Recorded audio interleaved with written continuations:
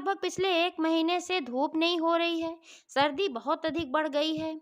इस वजह से अगर आपका गुड़हल का पौधा ग्रोथ नहीं कर पा रहा है, पीला पड़ रहा है या पौधा पूरी तरीके से खराब हो चुका है, तो आज मैं कुछ ऐसे ट्रीटमेंट बताऊँगी और साथ में एक ऐसा फर्टिलाइज़र बताऊँगी कि जिसके इस्तेमाल से आपका गुड़हल का पौधा फिर से बहुत ही अच्छी ग्रोथ करने लगेगा।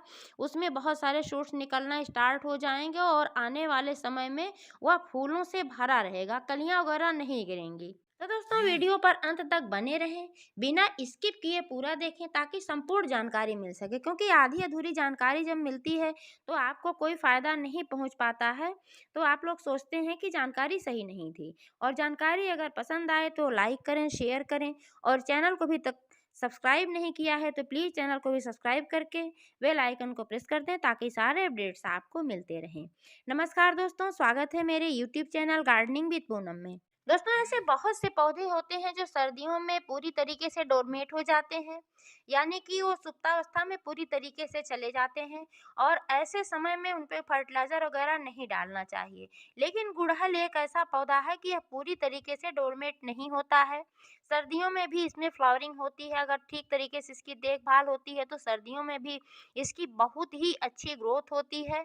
हाँ, ये बात अलग है कि सर्दियों में इसके फूल कुछ छोटे साइज़ के आते हैं और फ्लावरिंग भी कम मात्रा में होती है, गर्मियों की अपेक्षा और बरसात की अपेक्षा। लेकिन दोस्तों गुड़हल का पौधा जो होता है इसकी देखभाल थोड़ा ज़्यादा करनी पड़ती है, तभी यह ठीक तरीके से चल पाता है। इसमें समय-समय पर फर्टिलाइज़र वगैरह देना पड़ता है, और इस पौधे में अक्सर कीड़ों का भी अटैक होता है, तो इसलिए इस पर कीटनाशक का भी इस्तेमाल करना पड़ता है। तो रख-रखाव इसका थोड़ा ध्यान से करना पड़ता है, तब जाकर के यह पौधा ठीक तरीके से चल पाता है।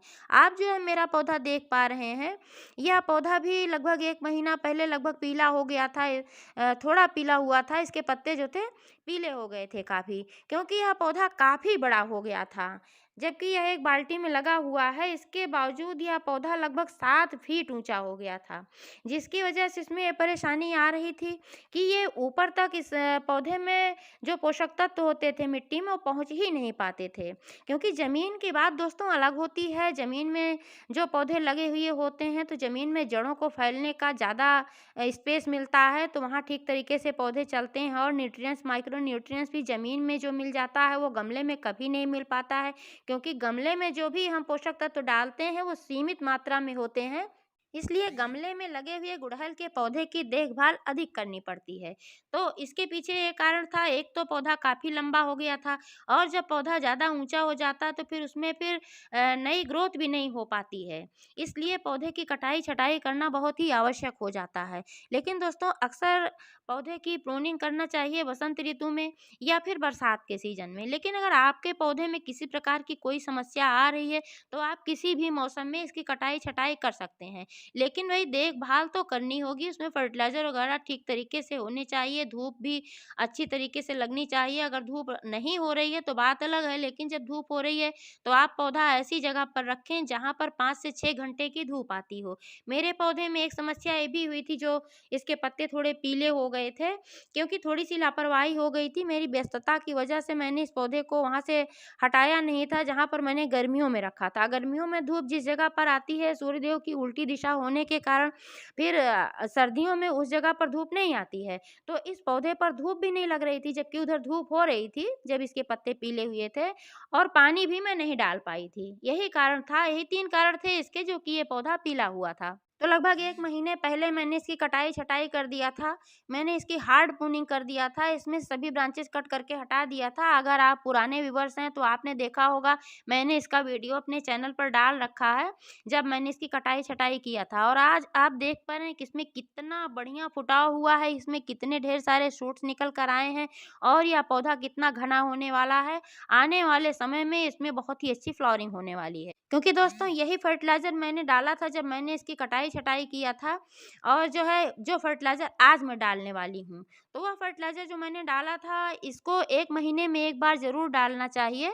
अक्सर सर्दियों में पौधे की ग्रोथ नहीं हो पाती है, पौधा खराब होने लगता है और जब मैंने इसकी कटाई-छटाई किया था उसी के 2-4 दिन बाद से ही धूप निकलना बंद हो गई थी।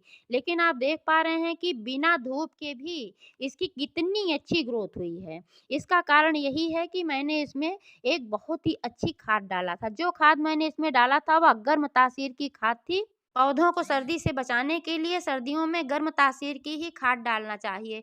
जैसे इंसानों को सर्दी से बचाने के लिए लोग तरह-तरह के उपाय करते हैं, कोई च्यवनप्राश खा रहा है, कोई बादाम खा रहा है, तो ऐसे ही पौधों के लिए भी कुछ रिक्वायरमेंट होती है सर्दियों में कि सर्दियों से ये पौधे बचे रहें।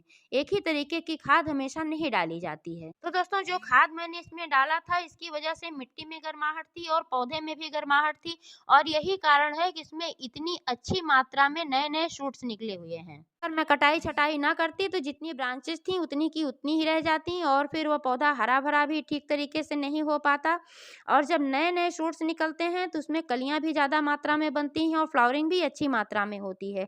और वही फर्टिलाइज़र जब मैं आज डालूँगी तो आने वाले दिनों में इसमें बहुत ही अच्छी मात्रा में कलियाँ बनने वाली हैं। इसमें आज मैं 2 तरीके के फर्टिलाइज़र डालूँगी। अब लेकिन दोस्तों इसमें वो फर्टिलाइज़र डालने से पहले इसमें जो 1-2 पीली पत्तियाँ हैं, इनको मैं ऐसे ही रिमूव कर दे रही हूँ। क्योंकि जो ये पीली पत्तियाँ हैं, ये पुरानी पत्तियाँ जो बची हुई थीं, जब मैंने कटाई-छटाई किया था, तो 1-2 इसमें पुरानी पत्तियाँ बची हुई थीं। तो वही पत्तियाँ हैं, अब इनकी ऐज हो गई है, तो ये पीली हो गई हैं। तो इन पत्तियों को मैं ऐसे ही रिमूव कर दूँगी, नहीं तो ये पत्तियाँ इसी में पड़ी रहेंगी, तो जो पौधे का पोषण होगा मिट्टी का, वो भी इसमें जाता रहेगा, तो पौधे की ग्रोथ कुछ कम होगी।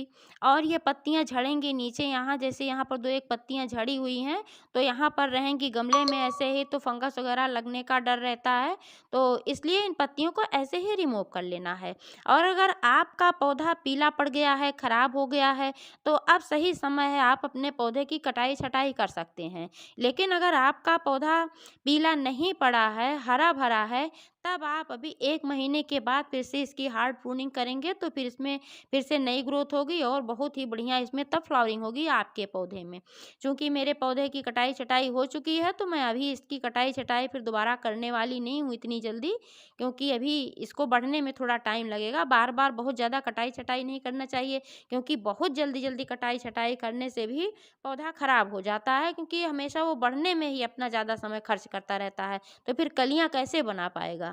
अब तो मौसम भी थोड़ा चेंज हो रहा है, कल भी बहुत ही अच्छी धूप निकली हुई थी हमारे यहाँ और आज भी बहुत ही बढ़िया धूप निकली हुई है।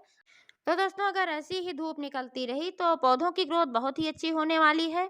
अगर आपका भी पौधा खराब हो रहा हो तो आप कोशिश करें कि इसको 5 से 6 घंटे की धूप में रखें। और आज मैं जो इसमें फर्टिलाइज़र डालने वाली हूँ वह है सरसों से बना हुआ फर्टिलाइज़र। तो आप जो देख पा रहे हैं यह सरसों के दानों से बना हुआ फर्टिलाइज़र है। तो सरसों के दानों को मैंने पीस लिया था, क्योंकि दोस्तों सरसों के दानों में बहुत ही अच्छी मात्रा में calcium, potassium, magnesium, phosphorus, sulphur, zinc, iron ऐसे बहुत सारे पोषक तत्व पाए जाते हैं जो कि पौधों की ग्रोथ के लिए, फ्लावरिंग के लिए बहुत ही अच्छे होते हैं। सरसों का इस्तेमाल करने से पौधों की जड़ें मजबूत होती हैं और पौधों में रोग वगैरह नहीं लगने पाते हैं, क्योंकि सरसों के इस्तेमाल से पौधों में प्रतिरोधक क्षमता आती है। सरसों में मैग्नीशियम तो बहुत ही अच्छी मात्रा में पाया जाता है, नाइट्रोजन और मैग्नीशियम। और नाइट्रोजन और मैग्नीशियम ही ऐसा पोषक तत्व है जिससे हमारे पौधे का विकास बहुत ही तेजी से होता है। मैग्नीशियम की कमी होती है या इसकी नाइट्रोजन की कमी होती है तो हमारे पौधे में क्लोरोफिल का भी निर्माण नहीं हो पाता, इससे पौधा पीला होने लगता है, हरा भरा नहीं रहता है। और जब नाइट्रोजन की कमी होती है तो फिर नए शूट्स नहीं निकलते हैं, नई पत्तियों का विकास नहीं हो पाता है। नाइट्रोजन मैग्नीशियम होने की वजह से ही हमारे पौधे में अच्छी ग्रोथ होती है, अच्छा फुटाव होता है, इसमें नई नई शाखाएं निकलती हैं।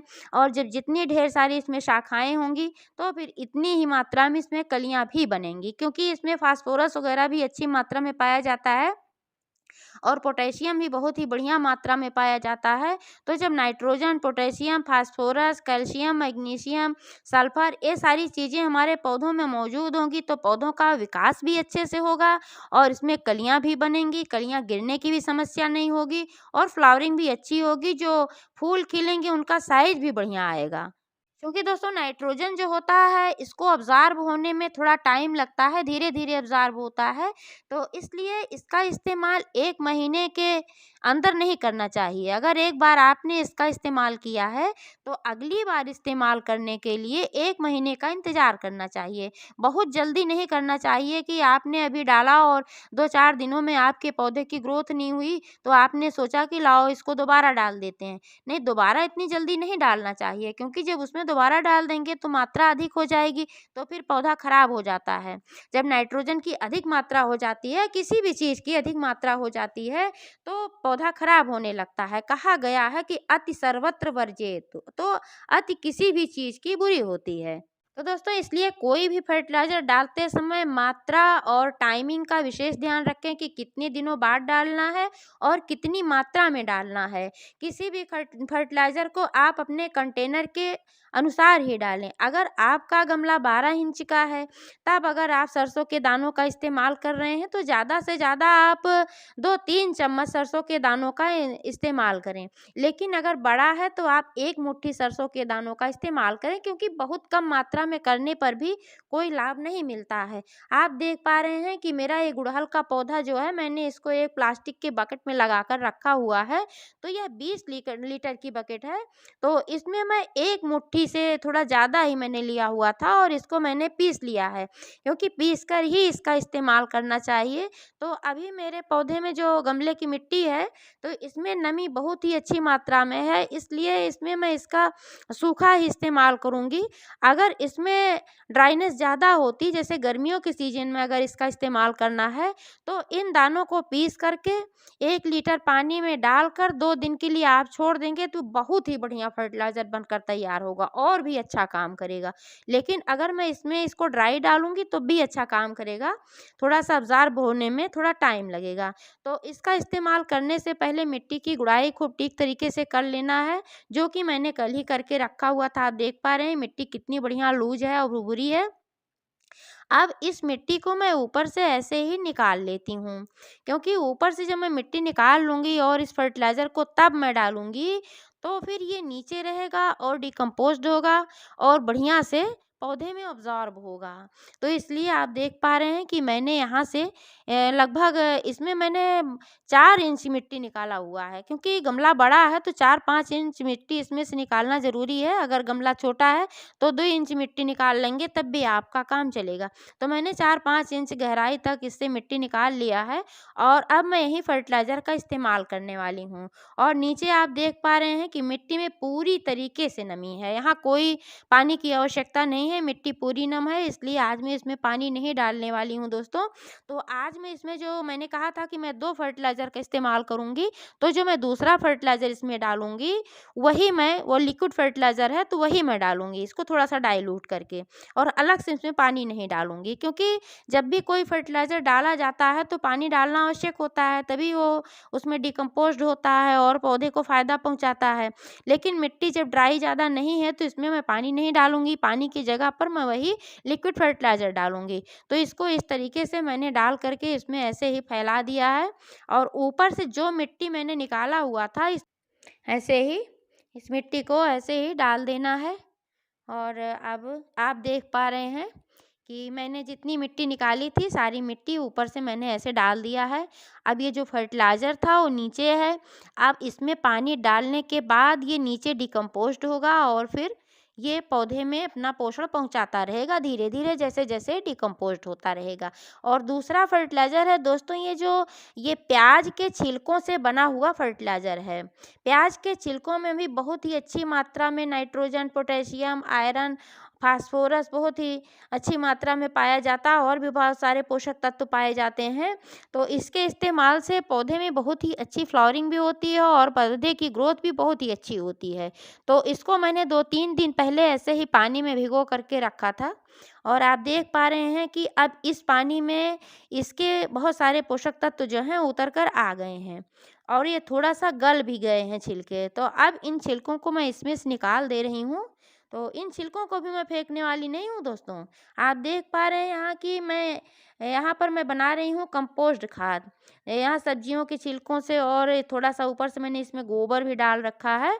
तो सब्जियों के छिलकों से और ये पूजा के जो फूल थे उनको भी मैंने इसमें डाल रखा है।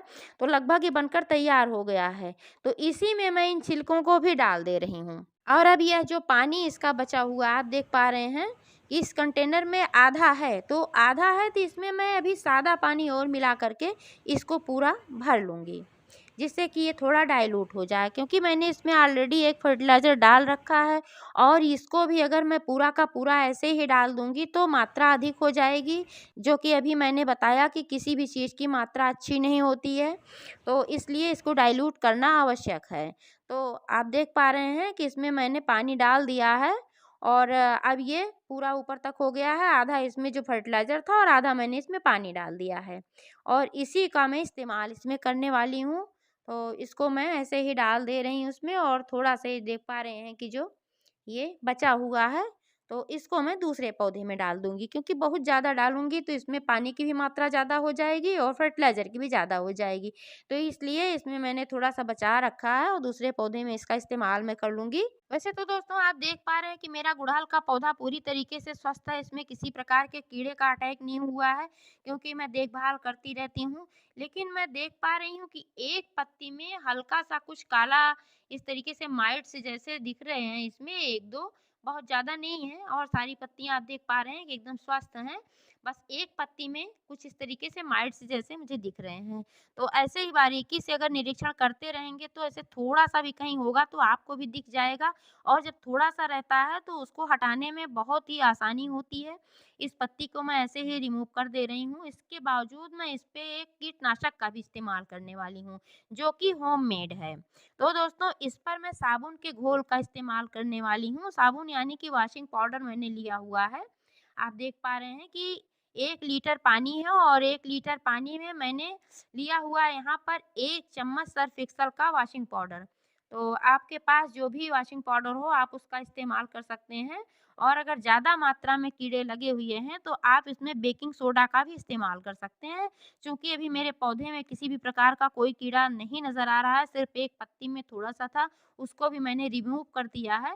लेकिन इसके बावजूद मैं इसमें इसका इस्तेमाल करूँगी, क्योंकि इसके इस्तेमाल से पत्तियाँ खराब नहीं होती हैं, पौधा खराब नहीं होता है। तो इसका इस्तेमाल करूँगी तो फिर कीड़ों का अटैक नहीं हो पाएगा, अगर होगा भी कहीं 1 आध 2 तो वो ख़त्म हो जाएगा।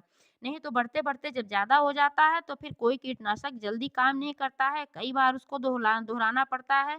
तो इसलिए आज मैं इसका इस्तेमाल कर रही हूँ दोस्तों। आपने देखा कि मैंने इसमें इसको भर लिया है और फिर स्प्रे बोतल से ऐसे ही इस पे ठीक तरीके से छिड़काव कर देना है और पत्तियों को पलटकर पीछे हर जगह ऐसे छिड़काव करना है, क्योंकि बहुत सारे कीट जो होते हैं जैसे माइट्स वगैरह हैं और ये स्पाइडर माइट्स है और एफिड्स वगैरह हैं, अक्सर बहुत पत्तियों के पीछे छिपे हुए होते हैं, बड़े छुपे रुस्तम होते हैं, पौधों को खराब कर देते हैं। तो इसलिए इस तरीके से ऐसे ही पौधे पर छिड़काव करना चाहिए। आप भी इसी तरीके से अपने पौधे की देखभाल करेंगे, ऐसे ही फर्टिलाइज़र डालेंगे और ऐसे ही धूप में रखेंगे, पानी वगैरह का ध्यान रखेंगे, तो निश्चित रूप से आपका भी गुड़हल का पौधा बहुत ही बढ़िया फ्लावरिंग करेगा। आप जो देख पा रहे हैं मेरा पौधा 4 वर्ष पुराना है और ठीक तरीके से ऐसे ही चलता रहता है। तो दोस्तों जानकारी कैसी लगी कमेंट करके अवश्य बताइएगा। पूरा वीडियो देखने के लिए बहुत बहुत बहुत धन्यवाद।